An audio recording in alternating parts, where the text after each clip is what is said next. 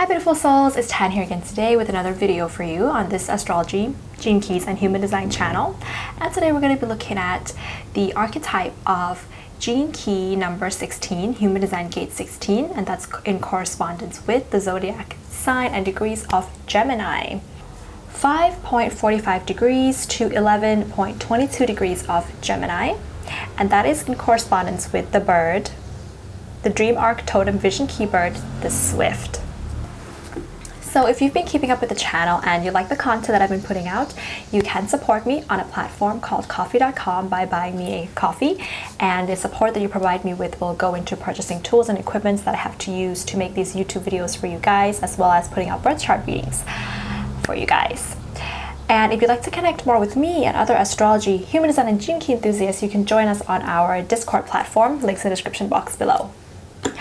Okay, so this particular archetype of the Swift moves from at the shadow frequency, indifference, to the gift level of versatility, to the destiny or the city level called mastery. Magical genius. So at the shadow vibration, this archetype is the stingray. At the life key, it's the rat, and at the vision key bird totem, it is the swift bird. In the 64 I-Ching hexagram, this archetype is called enthusiasm. Thunder over earth. Awakened energy infuses the ground with fertility. In the 64 genetic codon, this archetype is part of the ring of prosperity. It is in correspondence with the amino acid cysteine. I'm not sure if I'm pronouncing that correctly. Its programming partner is, of course, Gene Key and Human Design Gate 9, which is Sagittarius, 5.45 degrees to 11.22 degrees of Sagittarius. And I've already made a video on this, I think it was last week, so you can also check that out, because the programming partner is the opposite point in the zodiac wheel, in the I-Ching hexagram wheel, and it can show a place where there's a complementary opposite going on, where you can kind of, these two archetypes are going to balance each other out. In human design, gate 16 is part of the throat chakra gate, part of the channel of talent or the wavelength 1648.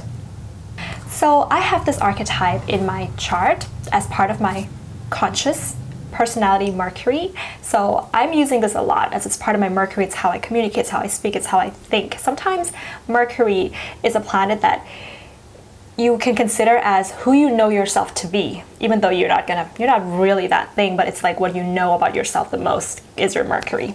So I may fuse some of my personal experiences in this video to kind of connect more with you guys throughout this video as you're watching this. Okay, so we're going to start off first with some traits of the swift bird.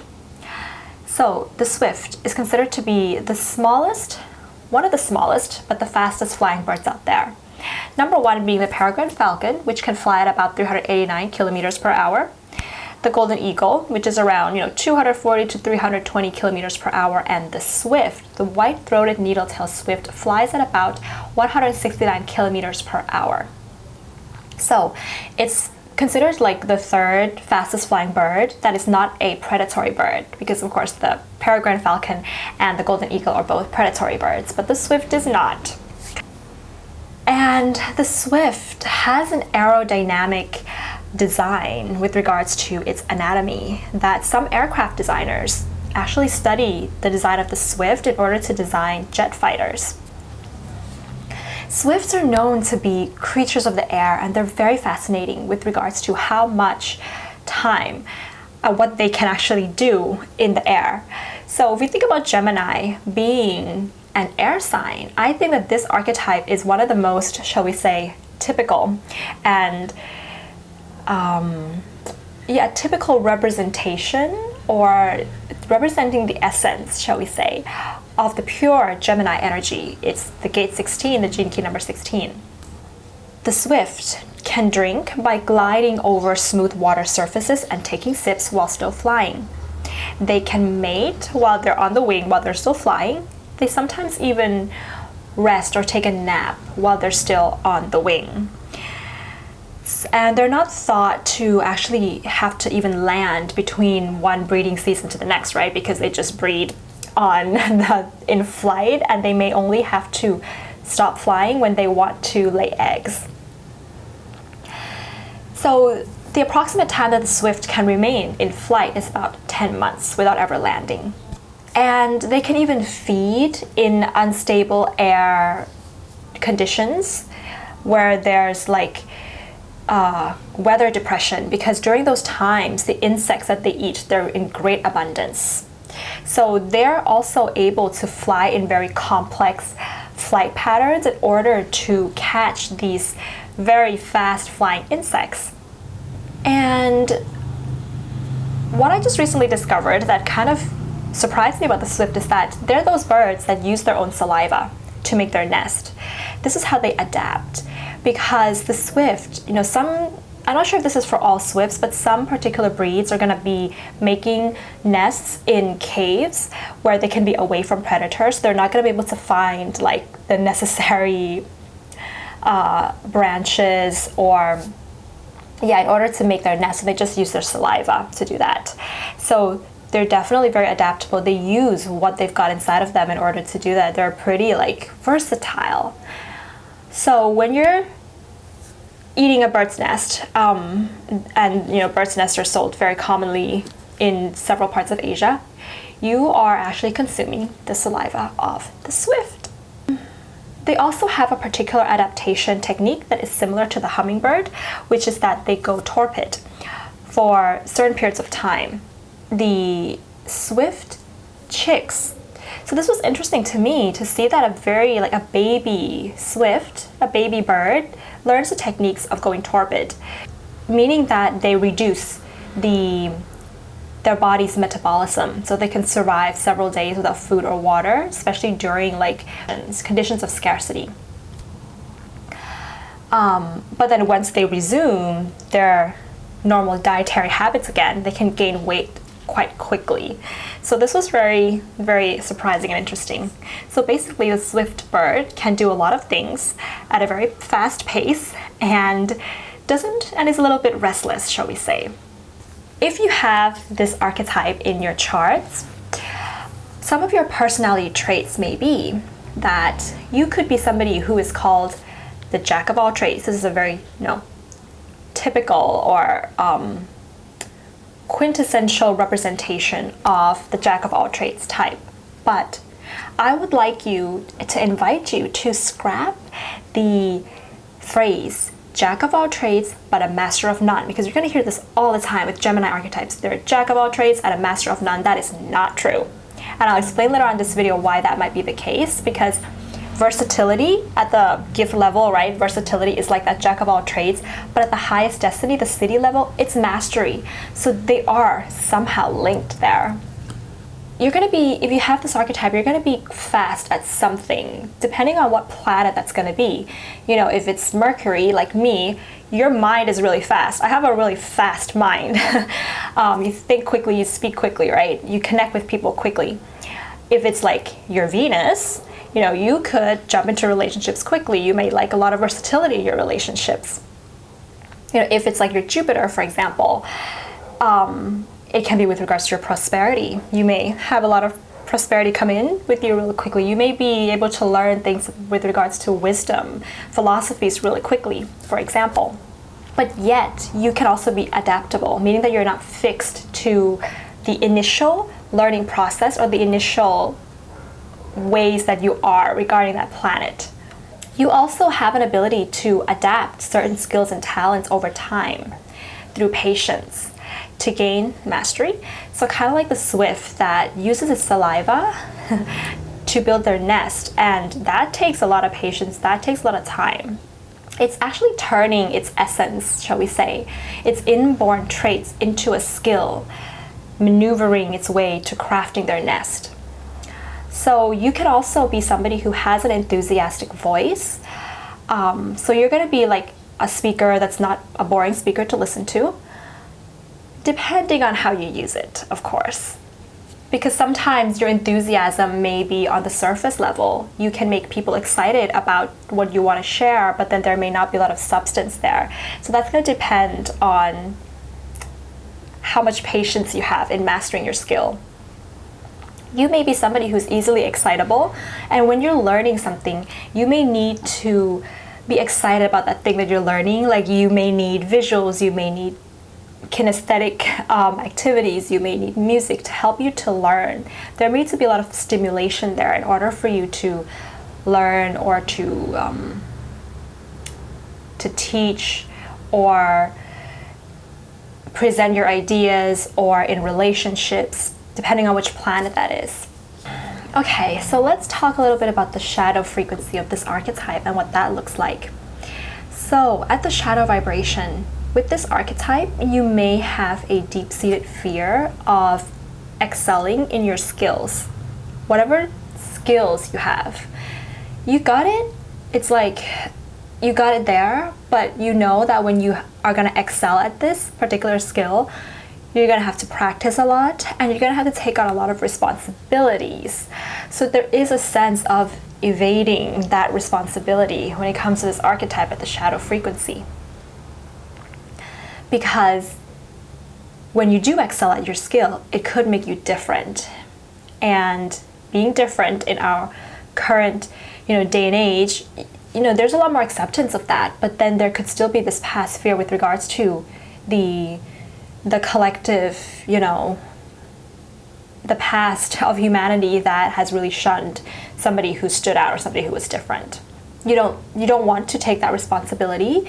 You could have a little bit of difficulty leaving your comfort zone, and therefore you may unconsciously choose to pursue something or to do something in your life, or become interested in something that is not essential or not important for you and for other people around you. This is like the shadow of indifference. Is like, yeah, I'm just gonna do this thing that I'm not really passionate about, doesn't really benefit anybody.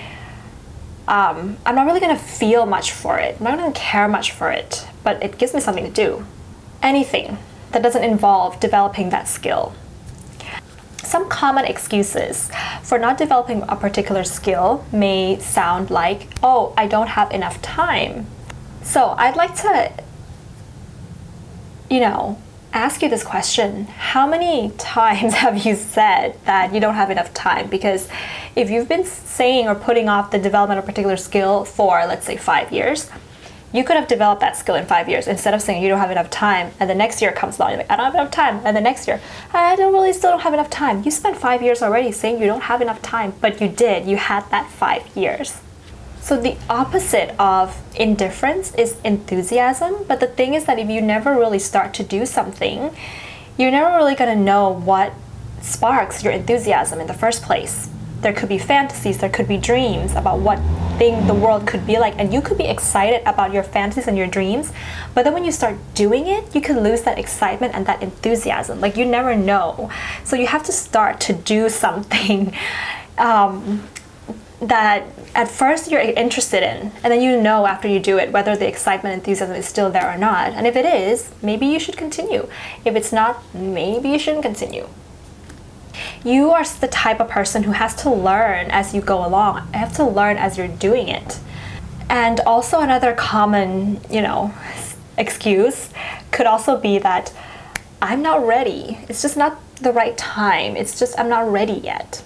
And one of the conditionings of why you may have these particular excuses and you may think it this way is coming from the mass media, the propagandas that we see in the world. For example, when you turn on the news, we can see that there's a lot of negative news about the suffering in the world, the things that, crime and other sufferings in the world. And with the shadow of indifference, with this archetype, you could be saying to yourself that, well, there's a lot going on in the world, and there's a lot of people, in the government or who have more power who are trying to do something about it, but we can see that they haven't succeeded, that nothing has been accomplished. So what could I possibly do? What could me as this one person possibly do anyways, if other people who have more power can't even do anything about it? That's the indifference, the evading of the responsibility that can be going on inside of you. So notice if this is what's going on. So if there's indifference in the first place because of the influence from the from the mass media, then it will pull you back from starting that thing in the first place, which means you don't get to experiment with your enthusiasm and what really makes you excited, which means that the universe is not going to be able to give you the right people or the right opportunities to help support you in your life with regards to your dreams. So what could also happen here is that you may be somebody who identifies so much with the techniques of something, the mechanics of something, rather than the passion, the enthusiasm, or the love behind that thing that you're doing. Because you could be focusing on something that, as I said earlier, it's not essential, or it's not considered for you and for the people around you to be of benefit or to be of importance, but because you're evading that responsibility, you will still continue that thing, but you can't find the enthusiasm behind it. So you might as well just focus on the techniques and the skills of that particular endeavor that you're doing. So with regards to the shadow frequency here, I'd like you to consider, or I'd like to let you know that just because you're good at something, it doesn't mean that you love it. So therefore, it doesn't mean that you have to keep doing it. Just because you love something and you're enthusiastic about it, just that love or that enthusiasm is not enough to let that thing be something that can actually be of benefit to the world.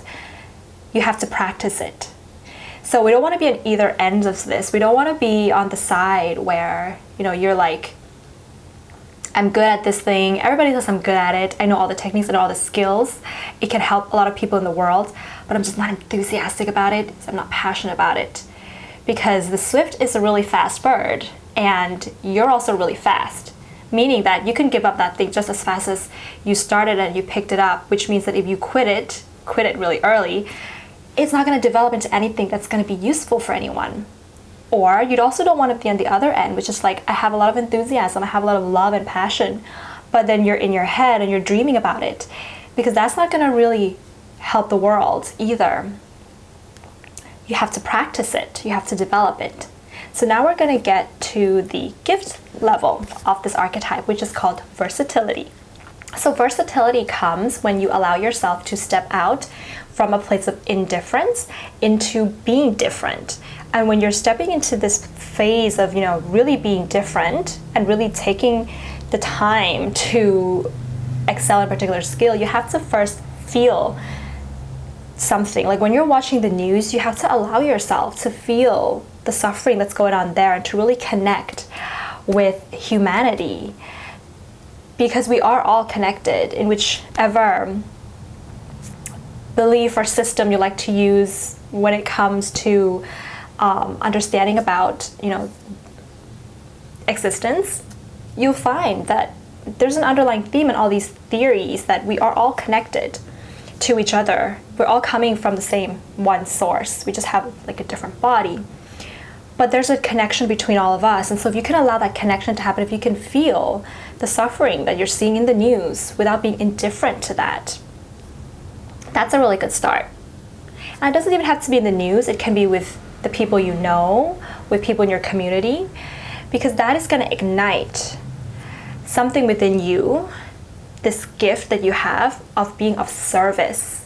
When the service mind comes to you, that's when you are going to be feeling that passion and that push to develop your skills. So versatility comes when you're learning a particular skill, but because there's so much deep love and passion and service mind, the service-oriented mind, that you really deeply feel that skill can really help the world and help humanity, that you continue to learn and develop that skill until you reach a place where you actually transcend the techniques, you transcend the mechanics of that skill. Then you get to a place of versatility. And this learning process, this developmental phase, will take approximately 7 years. Because it takes 7 years for the cell memory or the the cellular patterns in our actual body, in the biology of our makeup, to be reprogrammed. In the first, 1 to 6 years, or maybe 1 to 7 years, depending on each individual person, you're still having the same cellular patterns, which means that you're picking up a technique and you're still using that technique because your cells it's still not natural. Yes, it's still not very natural for your cellular patterns in your body. So there's still a lot of need to force or to be conscious when using that skill. Meaning that if you can use the skill unconsciously, that's when you've transcended it actually. So when you reach that 7-year phase of study, of learning, that's when those skills gets imprinted into your actual cell memory. And they become a part of you. You embody it. So it's no longer like in the mind. Yes, that's what I'm trying to say. It's no longer like in the mind where you actually have to access the mind consciously to use that skill. It's in the body. It's in the way you move. It's in your kinesthetics now after 7 years. And that could even be with regards to the kinesthetics of the workings of your brain. If your work is a little bit more not physical and your work requires a lot of brain usage, then that imprinting is in the actual muscle memory of your brain. So now you no longer have to think about it when you're doing it. You're just going to be a natural at that particular skill, which then it becomes your talent. It turns into a talent. So when you reach that, finally transcend the techniques and transcending the mechanics of it after 7 years, the versatility comes because you now become somebody who can pick up any particular skill and learn anything really quickly. For example, you can pick up a new language quickly. You can pick up how to edit a video editing skills really quickly. You can pick up how to use particular softwares and programs really quickly. You can pick up the skills of teamwork, of empathy really quickly. And this is when that jack of all trades becomes a master of something. So I'm going to give you some examples here. For example, if we look at astrology, gene keys or human design, there's 64 gene keys. Let's use the gene keys as an example. There's 64 gene keys. If you have this archetype, you can pick up each different gene key. You can access each gene key. You can learn it quickly, and then you can use it. You can be very gifted at knowing when you should be using particular gene keys in which situation really quickly. And you can become a master of the gene keys because of that. Or let's say that you want to be an entrepreneur. You can pick up the techniques and skills of how to start a website really quickly. You can start that website. You can pick up the skills of how to self-promote. You can pick up the skills of sales and marketing. And then you can become a master in business. So you see how the versatility with various different things, you use that, and of course, maybe this takes 7 years again, right? You master these little pieces into that one big chunk that you become the master. You pick up the skills for these little pieces until you can even transcend that, and then that one thing you can become a master at. So if you want to be a master at business, pick up these little skills. Spend 7 years, you transcend that to become a master of business. If you want to become, a master artist, for example, pick up the various different skills in that particular art, transcend that over 7 years, you can become a master artist. And this particular archetype is called the archetype of the magical genius, because we get to a point of genius now. So genius comes when, if you put together various different fields that seem like fields of study or fields of skills that don't seem to be connected, but you still manage to connect them somehow. Like, for example, you want to be a master at business, right? You pick up dance, let's say, skills of dance. Let's say you also, begin to learn the skills of swimming. You also learn the skills of how to be a deep thinker. You learn the skills of how to be a good communicator. And somehow you put all of them together and you create a business where you are communicating and about the philosophies of swimming and dance, but how to dance in the water, or, you know, acrobatic dancing philosophies of that. I mean, and you create a business out of that. People are going to say, wow, that's genius. So that's the magical genius that we've got going here, but there's just going to be more to it. There's going to be more to that as well. So, but before we get to like the city level and we talk more about the magical genius, you also have a gift here of sustainability, because when we talk about energy use and sustainability, we can see that we're definitely making a progress in that in our world, right? But before, we were reliant on one energy source like oil or coal or fossil fuels, and we try to extract that one source and we try to spread it across the world. But with versatility, and we can see this in the world already, that there's probably people who have this gift who have come up with the idea of various different energy sources. Solar energy harnessing wind energy, water energy, and then kind of combining them together, using them in a different way, alternative modes of energy. That's the skill of versatility coming into our world. You may also be very gifted at being a really good parent or a really good teacher, because you have an ability to spot the talent in another and helping them to develop their talents into mastery. So we're going to talk a little bit more now about that idea of the magical genius when it comes to this archetype. You have an ability to apply your talents across various different fields, art, sciences, the occult. The magic comes when you're at the city frequency and you're at this higher city frequency, and your body, your reflexes, whether that's, you know, your arm muscles or is your brain muscles, can adapt and now pick up particular skills without you having to learn it. So for example, you've never painted before in your life, but the moment the first time you pick up a paintbrush, you can paint quite well already. You've got all the skills that is needed there for you, and you've also got the heart there. You've got more than just the skill, you've got more than just the mechanics, but you've also got the ability to instill vision onto a canvas there. And it can almost become like a professional painter, shall we say, without you having to learn it, because it's already something that there's a divine, there's an aspect of the divine within your frequency. There's an aspect of the divine, all-knowing, you know, source that's imprinted within you. And it can only come when you're no longer identifying with your talents anymore. When you're no longer saying that I'm a talented painter or I'm a talented dancer, but you're like, I can feel the divine source within me. And so it's almost like a miracle. If you've ever, you know, seen miracles happening, people who almost seem like they're just over a certain amount of time in their life, right? Over a certain period. And, you know, we're not talking here about like people who are born genius or born like just naturally like a child who can paint like an adult. We don't mean like that, because this is a transcendence level, meaning that these people are going to have to pass the shadow, pass the gift, go up to the city level, the highest destiny level.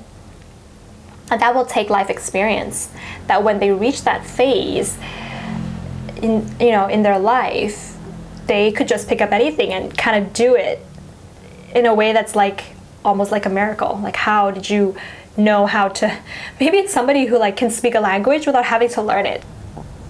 These miracles that happen in our world, they can help to pull the collective out of a state of indifference. Like, you can help to inspire other people who feel like their skills or the things that they're passionate about are not useful. You know, people who were like you before, who feel like they are not going to be able to make a difference in the world anyways, you can inspire them to be enthusiastic about developing their skills so that they can help serve the world. and that they, the next generation, is going to become you, and they're going to help pull more people out of a state of indifference. So that's going to be the interpretation for this particular archetype. So if you have this, do comment below and let us know what your experiences have been. If you like this video, give it a thumbs up and hit the subscribe button below if you haven't. If you already subscribed, thank you very much for coming along on this astrology, gene keys, and human design journey with me. Do tune in if you have this archetype with your programming partner, which is Gene Key 9, Human Design Key 9. I already made that video last week. And yes, I do readings for a combo reading of human design astrology and the gene keys, and I love doing them, and I would be excited to do them for you guys, so you can find out more information on my website. Okay then, so have a beautiful day, beautiful souls. Bye!